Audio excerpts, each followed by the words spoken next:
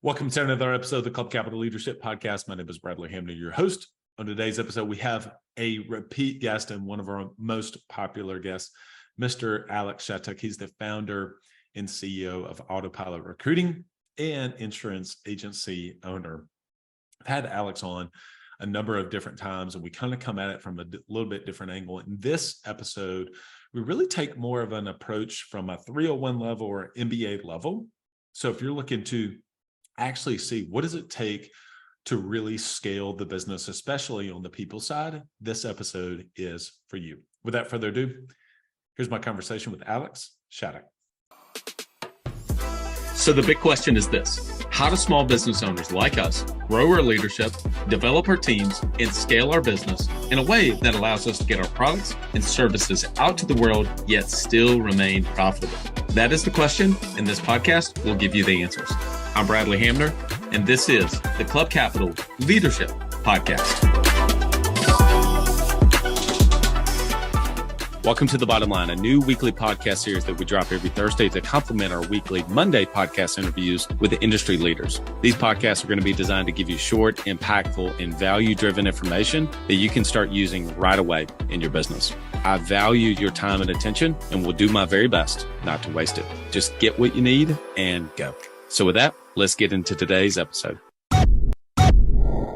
Are you an agency owner looking to grow your revenue, increase your bottom line, and better manage your taxes? Club Capital is here to help. Club Capital is the largest accounting and advisory firm for insurance agents in the country, providing monthly accounting, tax strategy, and CFO services. Way more than bookkeeping and your everyday run-of-the-mill tax prep, Club Capital is focused on providing financial and tax advisory services that help you plan and forecast your agency's performance. Their financial dashboards and agency forecasting tools help you better understand your agency's historical performance, create and measure future targets, and see how your agency compares to your peers around the country. Imagine what it would be like to understand the impact to your bottom line when deciding to hire a new employee, or forecast the impact rate changes or commission rates will have on your business. With over $200 million in tracked annual revenue and $140 million in tracked annual expenses, Club Capital has the data and the team to help you make better informed decisions for your agency. They will help you turn that back office stress into the backbone of your agency's success by giving you the tools to take your agency and your leadership to the next level. Visit club.capital today to book a solution overview with one of our business consultants. Club Capital, way more than a CPA firm. Ambition is the first step towards success. It's time to level up your agency. And Coach P Consulting will help you do just that by using the same strategies he used to sell over 700 life insurance policies in 2021 alone. Now, this is not your regular one and done type coaching. You'll get personalized coaching 2 days a week, every week of the month, and you'll get a live look behind the scenes of his team training and an office that's performing at the highest level. There's a reason Coach P Consulting is the fastest growing coaching company for insurance agency owners in the country. Coach P will train your team alongside his own and show you the exact steps they're taking to achieve Chairman Circle, exotic travel, and multi-line presence club, and be one of the few agents to be selected to have a third office. So whether your goal is to be at the top of your local market or amongst the best in the country, this training will give you the strategies and the tactics to get there. For just $250 a month, you'll get high-level coaching each week from someone who is already getting it done at that level, and his strategies work, and it's time to put them to work for you. Sign up at coachpconsulting.com and get your first full month for free when you mention the Club Capital Leadership Podcast. Alex Shattuck, my man, welcome back to the Club Capital Leadership Podcast. Happy to be here. Thank you. Happy to have you as always. All right, so we've had you on, I think it's like your, what is this, fourth time or something like that, come on the podcast? At least three. Three, for sure. Absolutely. And you have absolutely always been one of our more popular guests that we have, the highest downloads, and that's for good reason, because of the value that you bring. So the thing that I want to have you back on to talk about today is not something that I would consider as like one-on-one level. And so for some of you that are kind of getting started out, hopefully you'll learn some things in this discussion, but there's a lot of people that are really wanting to be able to scale. They're opening a second office, maybe in some cases a third office. And so now it's gone from adding, recruiting, attracting A players one at a time to now they've gone, and even their past two, they're adding 3, 4, 5 people at a time, David recently spoke about that and for his organization. But I really wanted to throw it over to you and allow you to start saying, like, what have you seen and what are the similarities and what are the differences when it comes to being able to scale your team at that level? What are your thoughts around that initially? Sure. Well, as you know, and many might know, I'm an insurance agent with 3 offices, but I'm also the founder and CEO of Autopilot Recruiting. And so I'll speak to both because we've been able to do both or scale within both of those businesses and industries. And I'll start by actually talking about the recruiting company because the amount of growth in the timeline that we did it is something that should be noted. And we launched Autopilot back in September of 21. And right now we're recruiting for over 1,600 insurance agents across the country and a handful of other businesses and industries as well. And we've built a team of approximately 150. So 150 humans that are working every single business day, recruiting every single business day during that less than 2-year window. Amazing. And that didn't happen accidentally.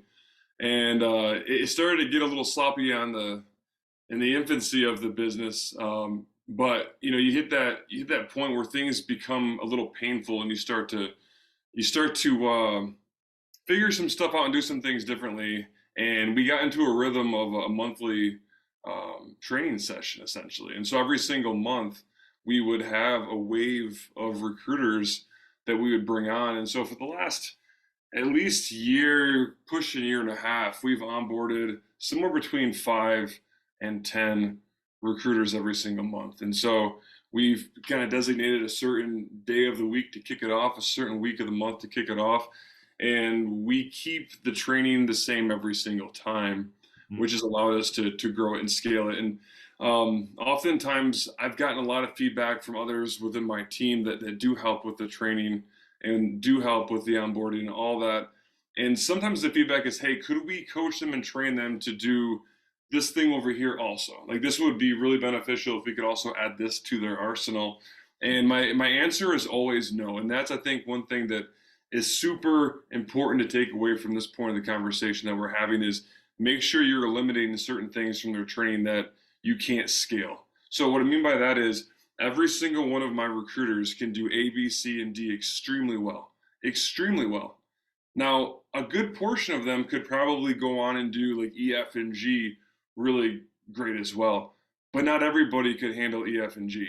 And so I don't want any of them handling E or F or G. I want A, B, C, and D just done right every single time. And that's allowed me to recruit and grow the business as fast as I have to the size that I have. I would not have been able to do that if I were to add on those additional things that people were suggested of me over the months and years. Can I say a couple things on that? Yes. Okay. This reminds me, and I don't know where I got this from, but this is absolutely such a good example of where I heard when you scale a business, you scale it with scissors and what you cut out, not Post-it notes. So it's not about what you've added, it's what you've taken away and peeled back to say, no, these are the core elements. Maybe we can add some of that stuff later on down the road. But initially, especially in scaling the team, it's about you being able to figure out what those core elements are. Is it fair to say that you're even like cutting around those real small edges every time to say, you know what, cut that out. We don't even need to put that into the training itself? Yeah, the training is for just always continuously evolving and changing. I said it's the same way, or we do it the same way every single time, but yes, there's minor adjustments. Things change, technology changes. The way we do things as an organization changes, so the training has to change. But yes, we always try to simplify our training and make it as efficient as possible too, because we can't have it be an 8-week cycle, right? And the same thing goes on the insurance side too. We do things fairly similar on the insurance side. More recently, we just hired 5 remote team members on the insurance side. Like a fool, one thing I didn't do was pick an onboarding date. Like, we had a goal, an idea of, hey, this is going to be the date that we would like to get them in and begin their onboarding process. but we allowed that not to happen. So some got through licensing early, some had licenses, and so for those reasons, we've kind of staggered them. But as I sat in Germany on a bus and listened to the Coach P call you did, and he's talking about onboarding his wave of people, and he just picked a date. He just said he just pushed it out a little bit further, and onboarded a wave of people at the same time. And I'm like, holy hell, why didn't I do that? I do that for my recruiting team. Why didn't I just pick a date and make them work around me and not vice versa? And so listening to Coach P, I'm like, okay, I should take a page out of his book, but also my recruiting book over here that I do for my other business. But so in the future, that's exactly what I'll do is try to do that all in one swoop. But yeah, one thing about the onboarding of multiple people on the insurance side, the same rules apply as far as I'm concerned when it comes to simplifying. Especially when you're looking at remote team members. There's certain things that they just don't need to know how to do in a timely fashion, or ever in some cases. If you're hiring them to sell insurance for you, and we can just talk about just auto and fire, just the real core products for most listening to this call, auto, fire, maybe some life and health or whatever, you don't need to know how to answer billing questions in that first month or maybe ever. You don't have to know how to exchange vehicles. You don't need to know how to change the lien holder on a vehicle or a mortgage on a home. Like, those are things you can pay somebody else to do. And if you try to cram the 100 to 200 things that they could learn in that first 30 to 60 to 90 days, you're never going to give them what they have to learn within those days to be wildly successful in that role. So you have to ask yourself, what is the most important thing within the role that I'm hiring them to do? And then let's focus all of our training energy just on those 1, 2, 3, or 4 things. And then over time, add to their arsenal. But to me, anything more than that, our brains as humans don't work that way. And I see agents doing that all the time. They try to teach them all 100 things in the first 30 days, and then they know nothing, or they're just not good at any one thing. And then they get burned out and quit, or worse, we fire them because they're not catching on fast enough. Where I like to take out the biggest threat first. That's something that was taught to me in the military. Take out the biggest threat first. Nothing matters outside of that biggest threat. And for me, it's auto insurance. We're going to train that auto conversation. How do you get them on the phone? How do you keep them on the phone? What's the conversation sound like? And how do we do that enough times each day to guarantee success? That's all I care about in that first 30 days. So what do you think, and I'm going to pull a 5-year number out, but you go back and tell me what you think is maybe accurate for you. So if you go back 5 years, what do you think the actual length of time was to get someone their day one, right? They walk on day one, up until the time that you felt like, okay, this person's really up to speed? I mean, was that at that point 6 months back then? And now what have you been able to get it down to where it's like, no, this person's actually profitable, producing where they need to be? Where is that for you now? I was in my mind, I was thinking 4 to 6 months. You threw out 6 months. I was saying 4 to 6 months. And I say 4 to 6 because it's such a vast difference, because I think when you're training the old school way, which is let's teach them everything over the course of time, I think that you have to rely on really, really good people. And we all know that when I say really good people, like people that just get it and get it quick. And you can't grow and scale your business and hire all A players and expect everybody to do that. And so for that reason, that's why you see some maybe figuring out after 90 days and some are 180, because of the difference in what their capacity is coming through the door to begin with. But as you focus on A, B, C, and D, either one of those folks, both of those hires can get A, B, C, and D down probably within the first 30 to 45 days. And so I feel very confident, even remotely, and we're doing it right now, we can get, and I say we, because my team does the vast majority of this, we can get someone spun up and selling at least P&C insurance at a fairly high level within 30 days. That's amazing. That to me, for people listening to it, that's a game changer, because you have been able to get it down. He's calling it ABCD to say, like, these are the core elements.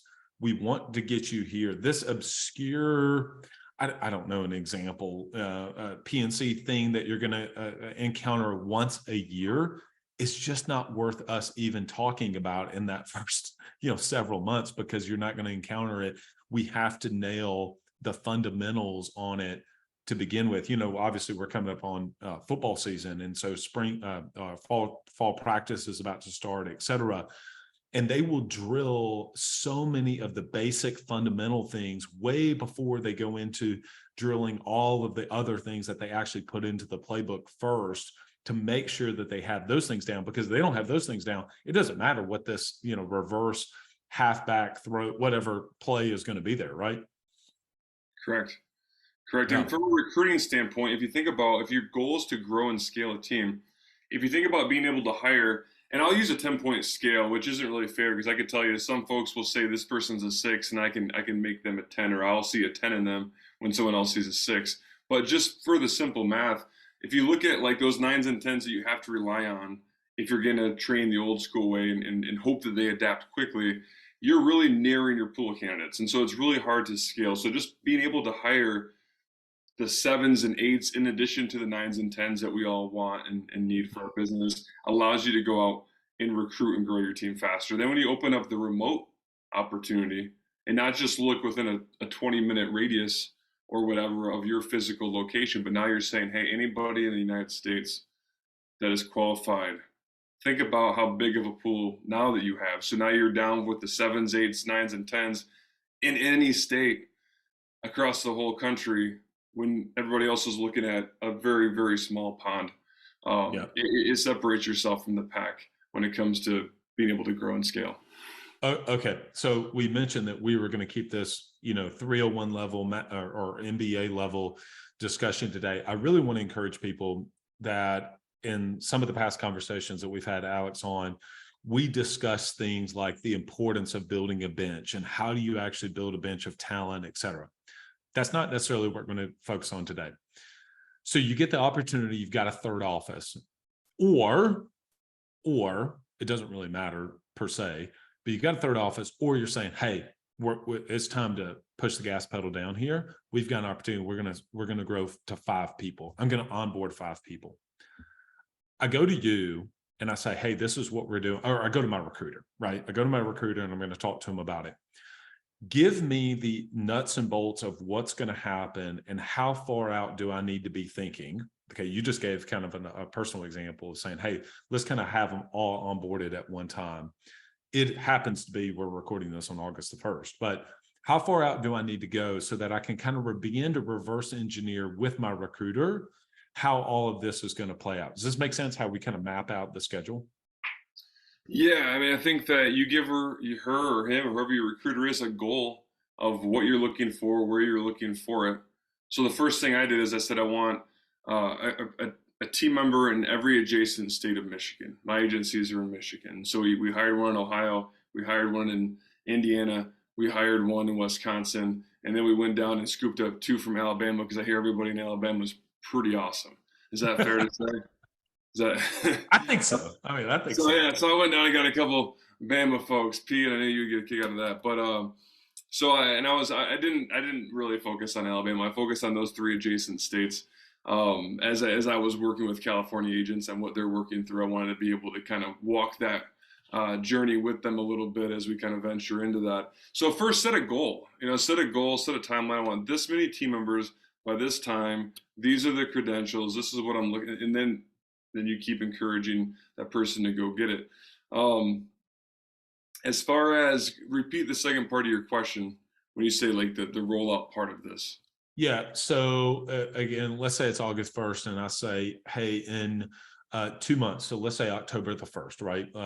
So start of Q4, October, November, December, I want to be able to onboard.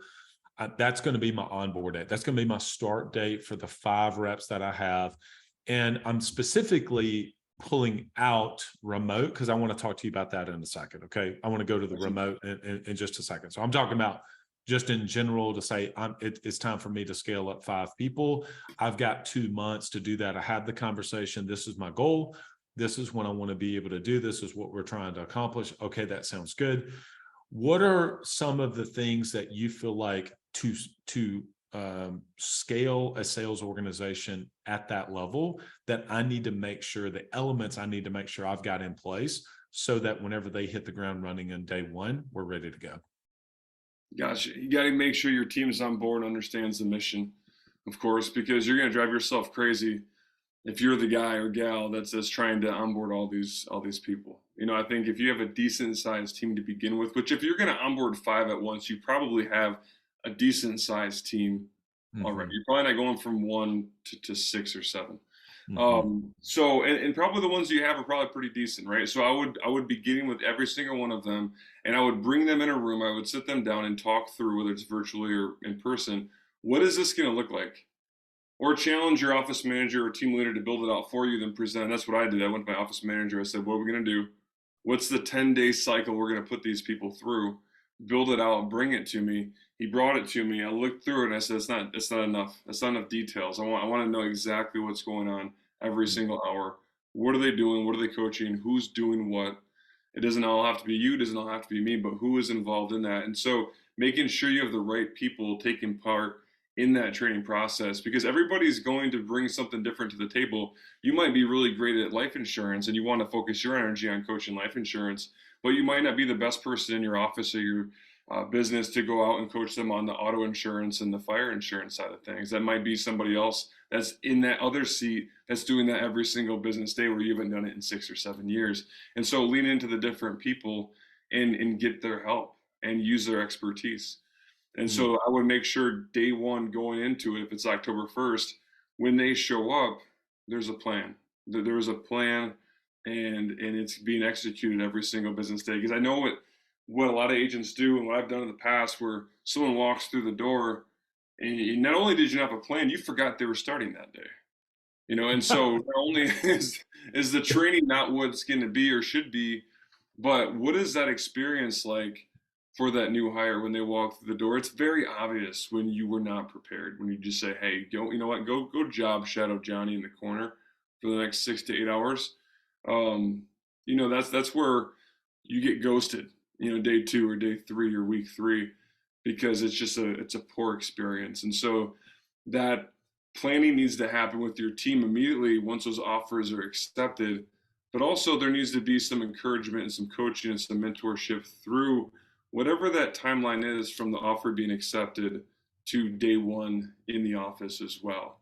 We need to make sure what we call onboarding hospitality management in Autopilot Recruiting. So we got to make sure there's some connection going on to make sure they show up day 1. How far out do you consider onboarding? How far out, as far as like, is there an end date to someone shows up day 1? What does that look like? Yeah, I think when I'm thinking around onboarding, I was curious that somebody may say, well, is onboarding the first week? Is onboarding the first 30 days? So where does it kind of transition in your mind from onboarding to ongoing training, right? So you're obviously, like, somebody's been with you for a year. I think most people would say, hey, that person's out of the onboarding phase at this point, but we're still doing training and development, of course. Where do you think the onboarding stops? And now we're just in a regular cadence of training. Got it. For us, we have right now, which is fairly recent, but it seems to be working. We have a 10-day onboarding process with new hires, Okay. Sales team specifically. So it's 10 days that's unique to getting them onboarded, spun up to sell our core product lines. And then from there, for us, it shifts to more of an ongoing coaching, is what you said there. So now there might be a heavier emphasis with their ongoing coaching, more so than somebody else. I think you need to make sure you're still able to tailor things to them. Everybody's got different neurological preferences and natural strengths. And so you're going to come out of that 10 days and realize somebody's really getting this, but they're struggling with that. And it could be just as simple as they haven't had enough life yet to really relate to that product line or whatever. And so you might have to have some additional mentor type conversations around why we do what we do.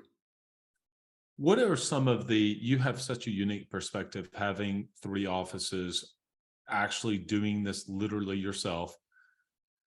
You know what? Actually, I hadn't thought about this until this actually very moment, but you really coming at it from 3 different perspectives. You've done it yourself, scaled at that kind of level. You have a company that helps people to be able to recruit, and many of them are scaling their team at that type of level. And then number 3, just the speaking you've done around the country around it.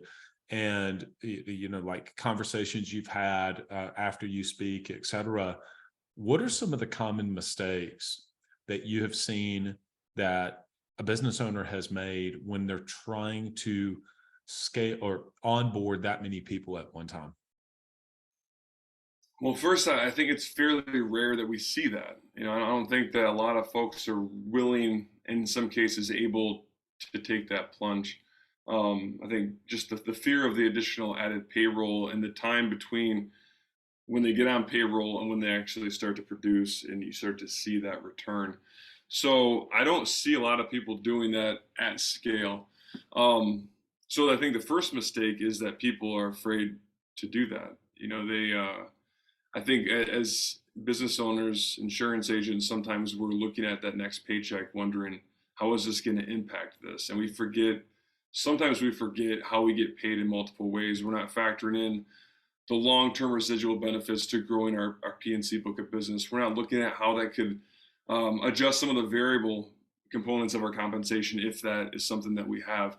Bonus opportunities, anything that could trigger something for retirement. Like, there's so many different ways that we get paid as insurance agents, regardless of your carrier, that if you have somebody on your team for a full 12 months that's doing decent even, and I'm not advocating for decent, but decent, you're not losing money on them long term, not when you factor in the multiple ways we get paid. Yeah. Yeah. So that's the first mistake, is just not doing it. Just not doing it. Yeah. Yeah. They're just not willing to take that balance. But do you think it's just they part of it, they haven't ran the math on it, one. Two, they're not confident in themselves to be able to have a good enough recruiting process, but also training and development process to get these people up to speed quick enough. And so while you're able to get somebody up to speed in 30 days in some cases, and they're producing, it's going to take somebody else, that same person, it'd take them 6 months before they're ever even up to that. Well, they just burned a lot of cash in that. Is that fair to say? They burned a lot of cash, so that's fair to say. That's a big mistake. Another big mistake is they'll oftentimes look for an easy way around having to do that. And so they'll say, I'm not comfortable with my onboarding process. I don't like training. I'm not good at training, whatever it is. And so they'll say, I'm gonna go hire a licensed salesperson to just plug in there, and they're just gonna start rocking out, right? But the reality is, the folks that are good that have their insurance licenses, they're doing a great job making a lot of money working for somebody else or for themselves. And there's exceptions to that rule, but that unicorn that everybody's holding out for, unicorns don't exist. And so what they find themselves doing is just they remain understaffed for a very long time, which is a massive mistake, because there's a huge opportunity cost with having a bunch of empty seats in your agency over the course of time. So that's a massive mistake, just holding out for that ideal person you think you can plug in there. And then the other thing I'll say about mistakes, if they find that ideal person, so say you find that licensed individual as just a natural, gifted individual, what makes you think you're qualified to get them to say yes to your offer? Right? We always talk about, what do we want in a candidate? What are those ideal characteristics that we want in a candidate? What we don't ask ourselves as agents is, what do they want in us as an employer? Would we want to come work for us? If we find that A player, are we going to land that A player? If we're looking for 10s, 9s and 10s, can we land a 9 and 10 if we're a 6? I don't think we can. So what can we do to make our opportunity, our offer, not a 6, but a 7, but an 8, maybe a 9, so then we can go out and find those 8s, 9s, and 10s. Okay, so I'm glad you brought this up, because a lot of times when you and I have chatted, we talk around the front side of the attraction piece of it, in getting A players on board, building a bench, et cetera. But the other thing, this is just like growing your business, that you have enough new customers coming in, but you're also not losing the same amount of people on the backside, so that therefore you are actually growing, which I want to use that parallel to the things that you are doing, the levers that you pull in your organizations, both your agency and then Autopilot, to keep the A players that you have, so that you're not constantly having to refill. Obviously, everybody's going to have turnover, right? People have opportunities, they move jobs. I mean, there's so many different things, right? They get killer, whatever. They go start their own business. And in some cases, you have that. Some of it's things that you've actually plugged in for people to be able to kind of actually churn through your organization.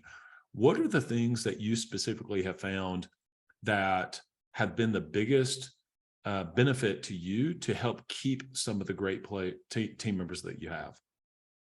That's a great question. I think the first thing that comes to mind for me with retaining great people is great people don't like people that aren't great. They don't like putting up with people that are doing far less than them. And so by putting up with bad team members, your great team members most likely won't stick around. And so you have to be willing to remove the bad team members, the underperforming team members from your team, because it just kills the culture. And so by putting up with that, that's a big miss. So you have to be careful with that. Other things too, I think that sometimes and I'm guilty of this myself, is we forget about the best, because they're on autopilot, right? Like they're selling every single month, they're producing every single month, and they don't need to hear from us. But the reality that they do need to hear from us. If nothing else, words of encouragement, acknowledgement, recognition, those things are super important. Not to mention coaching. It's easy to look at the worst performer and say, he needs me. I need to go coach him because he sucks. But the guy or gal that's killing it for you, that's most likely to stick around, man, that little bit of extra coaching and training that they'll actually retain and take action with, they're probably going to give you a better return on your time when it comes to coaching. So you can't neglect them. And then you also have to look at the environment that you're in, your market competitiveness, whether you're in California and you're facing issues, or Michigan like myself, or Florida, or wherever. Like just about everybody's going through some type of adversity right now. Who's more susceptible to leave? The bottom feeder on your team that has nowhere to go. So if their production goes down, their compensation goes down 10%, are they going to leave, or are they going to linger around a little bit? They'll probably linger around a little bit. It's the guys and gals at the top. If they take that 10% hit in production and sales and compensation, they're more likely to leave you because they have other opportunities in their inbox offering them jobs. So another reason to probably trim some of the fat and get rid of some of the underproducing people, or just make sure when you're allocating leads and resources, whatever, you take care of your best people first. Yeah, I was just thinking about that. You're so right that so much attention could get put into your bottom feeders or your even average, and you can be almost not by choice, but neglect the top performers because you think he or she is just good. They're good. I'm going to stay out of their way. Yet they got there because they wanted to continue to be developed as well. You may call it something else, growth track, career laddering, etc. How do you approach that? Because I think that some of these top performers also too want to see, well, how am I going to be able to grow in this organization? Okay, so initially I can do this, and then I can go from onboarding to full-fledged and then keep going from there. But how have you thought about that, both on sales and then even in a service or account manager positions? Sure. Well, I think first off, it's necessary if you're going to grow and scale to have room for advancement. You can't do it all yourself. You're going to drive yourself crazy. In the Marine Corps, I got out as a sergeant. I was a squad leader. I had 12 Marines underneath me, but I didn't have to go out and lead all 12 every single day and communicate to all 12 all day, every day. What I would do is I would get with my 3 fire team leaders, tell them what was going on, and then they would get with their 3 within their fire teams, and it would just roll down. And I would get my message from above, and they'd get their message from above. And so there's a certain change of command, a decentralized organizational structure that allows this to happen. And I apply the same thing to both of my businesses. So my recruiting business, I have 6 recruiters in every single team. We have, I think, 17 or 18 different teams and team leaders. From there, we have, I think, 6 or 7 squads. So every single team leader, they have a squad leader to turn to. So I can't lead directly 150 people. I don't know the names of 150 team members' kids. I don't know what they're going through. I don't know who's all sick. I don't know who's all having babies at any one time. We have 150.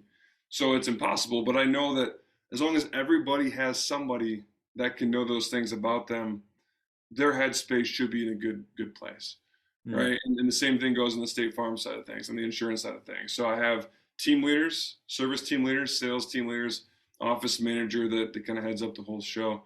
And so everybody should have somebody, and no leader should have more than, in my opinion, 4 to 6 people underneath them, because outside of that, you're going to start to lose track of who your people are and what they're about. Yeah, the number again, I wish I could give credit to where I heard it from, but I'd heard 6 is the most that somebody. Is that not true that Navy SEALs, the most they have in what they call a squadron is, or maybe they don't use the word squadron, is 6? Is that correct? Couldn't tell you, man. I was in the Marine Corps, so I know, I know. yeah, I don't know. But I think that that's where that kind of came from, is that they had done. I think every military branch has a very comparable structure. You know, Yeah. for us, it's 4 in a fire team, 4 teams in a squad, 3 squads in a platoon, and so on and so forth. But so yeah, so I think you have to, first off, as a leader, you need that to keep your sanity, to be able to grow and scale. But then for your people to retain the best people, nobody that just is crushing life wants to stay in the same spot for the rest of their life. You, Mhm. me, same, right? We are always looking for what's next. And our team members are the same thing, right? You give them an opportunity, even a good opportunity, a fair opportunity, a safe opportunity. They're not sticking around in that role for the next 25 years. They're not going to retire with you in most cases. And even the folks that do want to retire with you, they need and want something more in addition to what they're Mhm. doing walking in the door. So I think it's important that there's room for advancement. I think if they want to go be agents and open their own doors one day and put their name on the door, I think you need to pour into them, be an open book, and encourage that. Because if you don't do it, somebody else will, and they're going to be gone real fast. Versus maybe having them for 2 or 3 years. I'd rather have a great team member for 2 or 3 years than a bunch of average team members for 10 or 15. So I wanted to make sure I wrap back around to asking you around remote. And this is becoming a lot more common, which I think is great. More people are open to this type of work. Business owners are way more open to hiring these type of people. For some people, it's aspirational. They think, man, I don't know. I don't even know how that would even begin, what that would look like, how to do that, etc. So I'm not asking you specifically kind of a recruiting question yet around that, but how have you approached starting to look at, I mean, you just gave some great examples about adjacent states, peeking down here into the South for people. What does that look like? What's been the learning process for you of scaling with remote people? I think I'm shocked with the ease of finding them. First off, um, there's so many business owners and insurance agents that aren't comfortable with it, where they're turning away top talent because that person needed a little bit more grace and flexibility or remote opportunity. So I've been shocked with the ease of finding them. Um, as far as takeaways that I found, I think that my biggest takeaway is it's not that different from hiring people and onboarding people locally. I think Hmm. that's probably the biggest takeaway is it's not any different. A lot of times agents will say, well, how do you onboard somebody remotely? That kind of freaks me out. And my first question is, what do you do to onboard your team that are not remote? Like, what is that process? And 9 times out of 10, they don't have an onboarding process at all. And so it wasn't the remote piece. It's just when they're physically in the office, there's a comfort level to it, right? Like you can go job shadow for 3 hours. Um, you can see them, you can like there's just but then all of a sudden it's remote, like it's just taboo thing still for some. But this is 2023 post COVID. It's not, all right. It's not. We have to evolve and adapt, especially if you're going to grow and scale and be in the industry for the next 10 or 20 years. Um, it's not any different. If you have an onboarding process that's just really good for in-office team members, take that same thing, apply it to your remote people. With the technology that we have, there's very few things that you can't do. And that even involves job shadowing. You can job shadow virtually. So there's very few things that you can't do. It just might take a little bit more intentionality when it comes to the calendar, making sure there's not hours that go by where the person doesn't know what's going on. Don't you think that in a way that for some people it could be the best thing because it becomes a forcing function that you actually have to get it together? You have to put this down because you've been able to rely or kind of fall back on, well, I don't really know, here, just go watch somebody else. Well, now I actually have to get this down. I have to put it into a playbook. I actually have to have some systems. We actually have to unpack the things that are in my head and get it down. Don't you think that's what I was thinking about as you were saying that? Yeah, I mean that was it for me. I mean, our onboarding process, I just said that we have a 10-day onboarding process. We didn't have that until we had to. Right. Mm-hmm. So we didn't have that until we went out and hired 5 remote team members, and we thought, well, okay, we should probably figure this thing out. And so we took what we were already doing and just made it much better, much more efficient. So yeah, a lot of times that pain will create a little sense of urgency, which will yield some pretty cool things. So yeah, and then going back to the A, B, C, and D, just sticking to the things that matter the most. I think that when you think about what can be possible, if you can take a team of 5 and say, I'm going to make you guys and gals really good at this one thing. And maybe it's just simply that's going to be your ILP, your internet lead team. You know, the question I've asked myself and the office manager in recent weeks is it better to give everybody internet leads, every sales team member that sells auto and fire, give them all internet leads and assume that everybody's going to take the coaching and our process behind it and execute?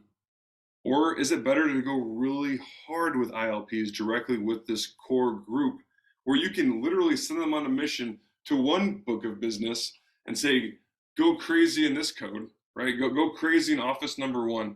We need to get auto and fire up. We're going to focus August, September in this office. And you know what? If we're where we want to be, then we'll shift gears and we'll send them on a mission. You mentioned SEAL Team 6. We'll send them on a mission to this office, and then we'll say, so like that's what you can do if you're really focusing on the things that matter the most for them and not every little thing. And regardless of the carrier, I still feel that auto and fire still keeps the lights on for a good majority of us listening to this stuff. So if they don't help you get to that next level or incentive when it comes to financial services, are you okay with that?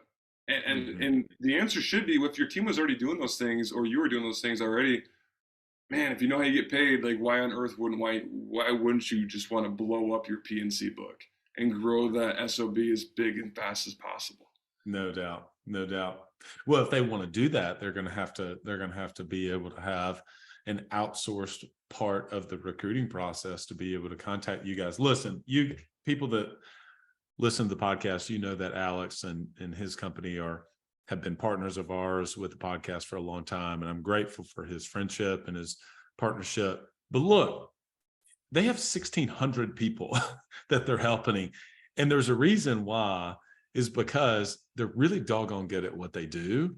And they continue to help people, and people stay and they stick because it's working. And I think that when you think about the trade-off, I heard this recently. I don't think you've heard me say this actually, but we spend what we value the least. Okay. And so you're either going to trade your time or your money. And at the end of the day, your time is so much more valuable than the money. You can make more money. And so what you and your team have been able to do so that the business owner, the founder, even the office managers in some cases, can focus on being able to actually work on the things that are going to grow the business, and you take that part of them out. I think you guys do an exceptional job. Alex, where do you want people, just tell people, I'm going to let you do your own ad here now that I've shared that, for people to connect with you personally. Also find your book, Small Business, Big Recruiting, which that's been about a year since you wrote that, right? Yeah, it'll be 2 years actually in September. 2 years. Okay. Time flies. Yeah, so go ahead. Best way to find me, Alex Shattuck on most social media platforms. If you want access to the book or Autopilot Recruiting, if you go to autopilotrecruiting.com, you can watch a demo video, see what it's all about, sign up or don't. There's the books on there. There's some free resources on there. So there's a little bit of something for everybody on that website. It's probably the best place to go is autopilotrecruiting.com. Awesome. All right, my friend. Appreciate you, brother. Appreciate you. I have to see the No, question up in a way that makes sense, but no, it's good. It's good. Hey, so Alex and I were chatting afterwards. We had hit stop on the recording, and then we were just having a conversation with each other, talking about kind of some of our own experiences about like our mind being expanded, and once it's expanded, it kind of never goes back. And so we were having this discussion around scale, and specifically kind of around like, hey, the first million is really the hardest to be able to get to. And then ultimately, when you can go from 1 to 5 is easier. It's not without challenges, but it's different. And Alex, you brought something I really felt like that would just be an absolute gem to be able to put on the podcast. And you came up with a new word, but just share with people about that, because I think that's actually like really, really good stuff. yeah, I think the new word was masterful empowerer. I think like the one thing that maybe there's more than one thing, but one thing that I'm decent at is I'm perfectly okay with empowering people around me to do the things that I once did, things that I'm not good at, but also things that I am good at, things that I don't like to do, but also things that I do like to do. And that's what's allowed me to grow and scale not just one but multiple businesses, while at the same time not hating waking up in the morning, right? In fact, I probably work less now than I did as a new agent because of my ability to say, you know what, I'll pay you to do this. Yep. And if you're gonna grow and scale and you have a problem with that, you're not gonna grow and scale. I think that when it comes to control and growth, they work inversely. Yeah. I think that's a huge, huge thing that you need to understand, that growth and control work inversely. The more you grow, the more you scale, the less you're probably going to control. You're going to have to put people behind the wheel. And sometimes that means they're going to make a mistake behind the wheel, and you have to be okay with that. But the reality is, we also make mistakes behind the wheel. And so you got to check yourself when you approach them on that topic and how to coach them in that situation. I always say, if you can get someone that can do what you do, like 100% of what you do in any one thing, and hire and train somebody to do 85% of what you could have done yourself, go hire it out. Yeah. Right? Go hire it out. If it's selling whatever product and you can get someone to do it 85% as good as you, go hire 3 or 4 people doing 85% of it in comparison to your 100. 3, 4, or 5 people doing 85% is better than you at 100%. Every single time, every single day, I'll take 5 Scottie Pippens, right, over 1 Michael Jordan. So I think that's critical if you're going to grow and scale. If you can't do that, if you're not willing to do that, you cannot grow, you cannot scale successfully. It just won't happen, and it becomes a ton of fun. I mean, when you give someone a job, I mean, what's more patriotic and fulfilling than that? Yeah. Giving someone an opportunity that it was not an opportunity, didn't have that before, and you can change lives. And I see it every single day, and that motivates me to continue to grow and scale. So that's a whole nother part of it that I have a ton of fun with, is seeing the lives that I've impacted through creating opportunities for them. And maybe my favorite part of it, not the money, not the freedom, but probably watching others succeed through what we've been able to do as a team. So yeah, the fulfillment that comes from that is hard to quantify. It's not quantifiable in a P&L, and it's not to even the trips and the experiences, but it's deeply meaningful and fulfilling. And I think that what he mentioned right there is just so important. I hope people really, and that's why I wanted to put it back on the podcast, because I think that in kind of, we'll call this overtime. That's what we'll do. It's like, dude, perfect. We'll call it overtime. But I do think that that's why, if you look at Alex, I mean, you look relaxed, yet you're running 2 companies, one with multiple offices, 1,600 clients, et cetera.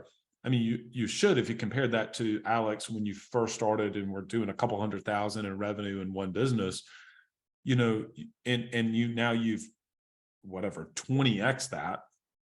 You're not working 20 times harder, because you've been able to empower people and trust those people and give up control so that you can have the growth. And for somebody out there, If you're not willing to give up control, then just don't set that as your goal that you actually want to scale. Just say, I'm good with being where I am. And by the way, nobody's going to judge you for that. It's okay. But don't say that you want to scale the company and be able to get to $2 million if you're not willing to actually be able to do some of those things that Alex just mentioned. All right. Glad we put this on the podcast, my friend. Same. There is so many takeaways that I have every time I talk to him. And we didn't put this on the podcast, but I shared it with him afterwards. I said, I get messages, text messages, and emails from our listeners. And one of the things that always stands out with you specifically, and David and some other people, is that the way that you approach the business, that you think bigger than what you did, it makes people think bigger. It makes our listening audience think differently. It's almost like playing chess, and then somebody puts a move on the chessboard and you say, I didn't even know that move existed. That play was not even possible to me. And I think that those are pivotal moments. And so hopefully, while there were some tactics around, we discussed, okay, how long is an onboarding? It's 10 days and then it transitions, et cetera. I mean, those are really good things to be able to start approaching the business in a certain way. But my hope is, more than anything, that you take away the way that he thinks. And I mentioned to him, I think around skills, beliefs, and traits. What are the skills that you need to acquire if you want to scale? What are the beliefs that I need to adopt? And what are the traits or the habits that I need to have so that I can actually do what it is that I say that I want to do? Otherwise, if I don't want to do that, I don't want to acquire the skills, I don't want to put in the work on the habits, I don't want to put in the work on adopting a different belief, then it's better for me just to let that go. So my hope is, more than anything, that you pick up, obviously, what Alex shared there, the way that he approaches the business is probably expanding your mind. Because once your mind does expand, you can never honestly go back. Obviously, reach out to he and his team. They are truly exceptional at what they do. Go to autopilotrecruiting.com. Also, you can get a copy of his book there. If you've heard Alex talk, then you also are pretty familiar with Coach P and David Peterson. David does an exceptional job in his Coach P consulting program that twice a week, you and your team, this is not just for you, but this is also for your team members who are going to be able to kind of see a peek behind the curtains to see what are they actually doing? What are the word tracks they're using? How do I need to train these people? Well, that is exactly what you're going to be able to get whenever you work with David. Go to coachpconsulting.com, coachpconsulting.com, and let them know that you heard about him on the Club Capital podcast. While we didn't talk about this on the podcast specifically, it's, you got to be able to know the numbers for you and your team and have the data. Well, if you're going to set goals, you want to track the progress, you want to see actually the results that you and your business are doing, and you want to have that in a centralized location, a centralized system that is absolutely corporate approved. It's going to work within your corporate approved CRM. That's exactly where Today App Pro. They are our newest podcast partner. We've been talking to their founders for a really long time. Excited to have them to be able to come on. Go to todayappro.com, todayappro.com. You can sign up for a demo, and then you'll be able to speak with someone on the team, and they'll be able to share with you exactly how and why they are different, how to be able to transition from maybe the old system, or maybe you didn't have a system. Maybe you're on Excel spreadsheets and you want to be able to move. Maybe you're wanting to actually start having remote sales team members. Well, having a system that's going to be able to work wherever you are, so they're not relying upon old Excel spreadsheets, et cetera, old outdated systems. And you want to take some of the training, maybe the word tracks that you've picked up from David, and you want to be able to plug that right into where it's right where the work happens is exactly where Today App Pro comes in. Go to todayappro.com, todayappro.com. And as you grow and scale, maybe you're wanting to know, wait a minute, can I afford to onboard 3 people or 4 people or 5 people? What is that going to look like? Knowing how to read the financials is crucial to your ability to be able to do that. Go to club.capital, book a no obligation demo, and somebody at Club Capital will be able to reach out to you, talk to you about how they can help you to really go in from being the operator to becoming the owner of your business. Club.capital. All right, everyone. This was a great one. Till next time, lead well.